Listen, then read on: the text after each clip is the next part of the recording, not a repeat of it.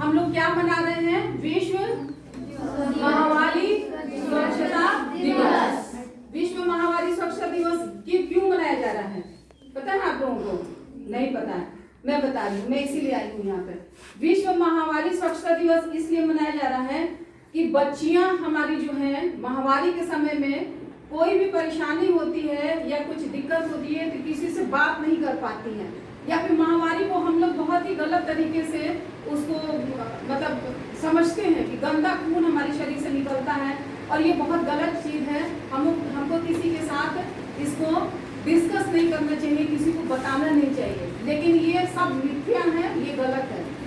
हमारी बच्चियां जब जिस टाइम महामारी आना शुरू होता है तो वो एक बहुत अच्छी बात है, हम लोग के लिए खुशखबरी होती है। क्यों खुशखबरी होती है?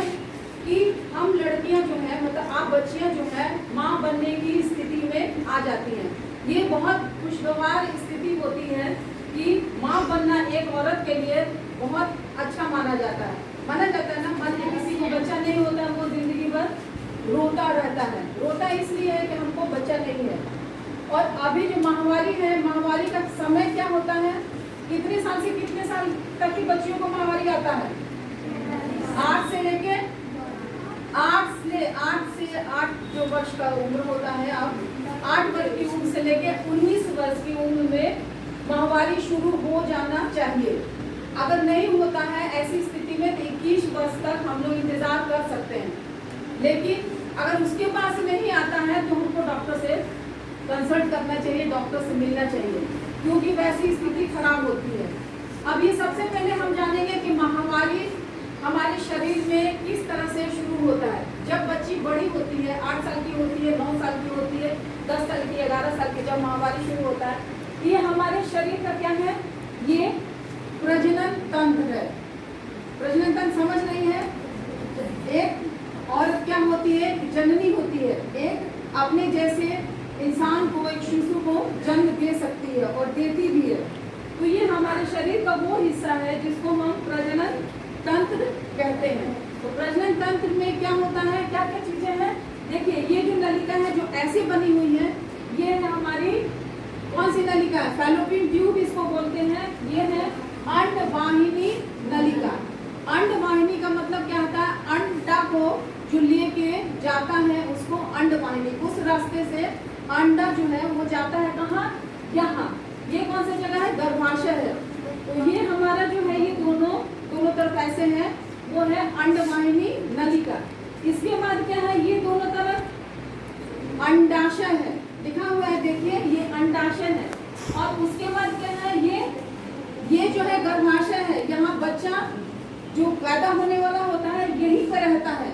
ये इसका घर है, 9 महीना इसका घर यहाँ पे है, इस घर में वो रहता है। उसके बाद क्या है? गर्भाशय के बाद है गर्भाशय ग्रीवा। जैसे ये हम लोग का गर्दन है तो ये गर्भाशय की ग्रीवा है। ये आ गया लास्ट में क्या है? योनि द्वार। ये है योनि द्वार, जहाँ से बच्चा निकलता है। जब बच्चा पैदा होता है तो इसी द्वार से निकलता है।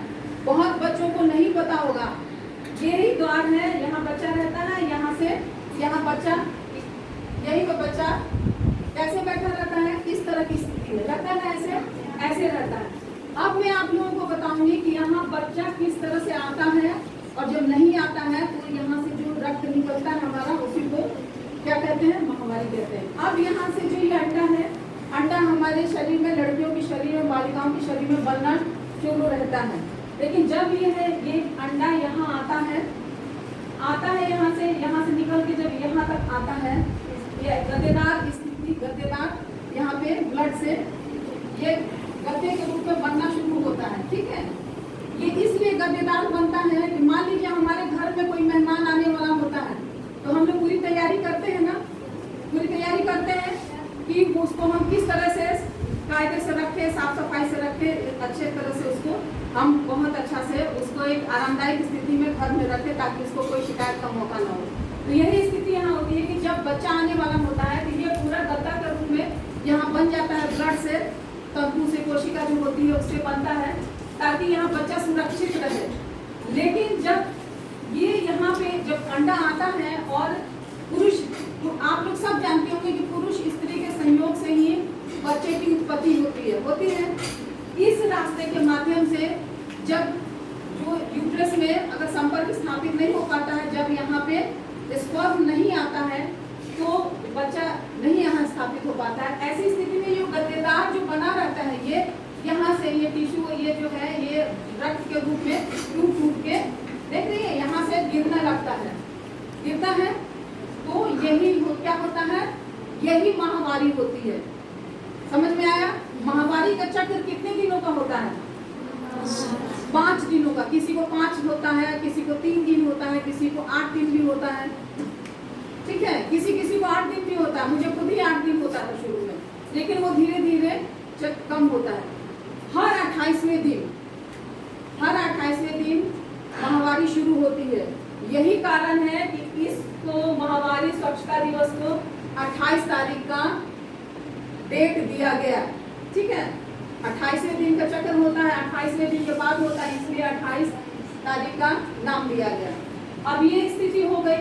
अब ये है कि ये जो महामारी हम आता है आप लोगों को, उसमें स्वच्छता भी बहुत जरूरी होता है ना। स्वच्छता जरूरी, साफ सफाई रखनी चाहिए, गंदा कपड़ा यूज नहीं करना चाहिए। ठीक है, अगर कपड़ा यूज करती है तो उसको धो के सुखा के कायदे से अनहाइजीनिक बना के, संक्रमण न लगे, उससे इन्फेक्शन न लगे, इसलिए इसको स्वच्छ यूज किया जाता है।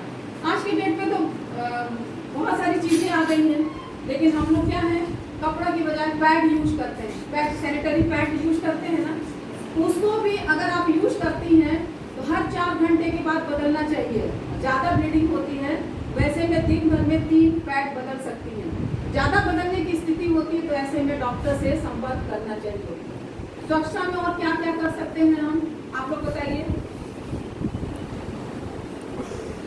बताइए। शर्माना नहीं है, यही तो झिझक तोड़ना है आप लोगों का। अब ये है कि झिझक को दूर करना है। ठीक है, ये झिझक को दूर करना है। आप लोग बताइए स्वच्छता किस तरह से रख सकते हैं, बताइए, आप ही बताइए। हम अपने आप को साफ रखकर, साफ कपड़े पहनकर और रोज नहाना चाहिए। अपने कपड़े को डेटॉल में धोना चाहिए और उसे अच्छे से रहना चाहिए। बहुत बढ़िया, ताली बजाइए इनके लिए। देखिए, शरीर को स्वच्छ रखना है किसी भी स्थिति में। ठीक है, शरीर को हमारे क्या करना है, स्वच्छ रखना है। रोज नहाना चाहिए। मिथ्या है, गलत बात है कि लोग बोलते हैं कि ऐसे समय में नहीं नहाना चाहिए। आप लोग घर में बोला जाता होगा, कुछ लोग बोलते होंगे, कुछ लोग नहीं बोलते होंगे। अच्छी बात है अगर नहीं बोलते हैं तो, लेकिन नहाना बहुत जरूरी होता है। साफ सफाई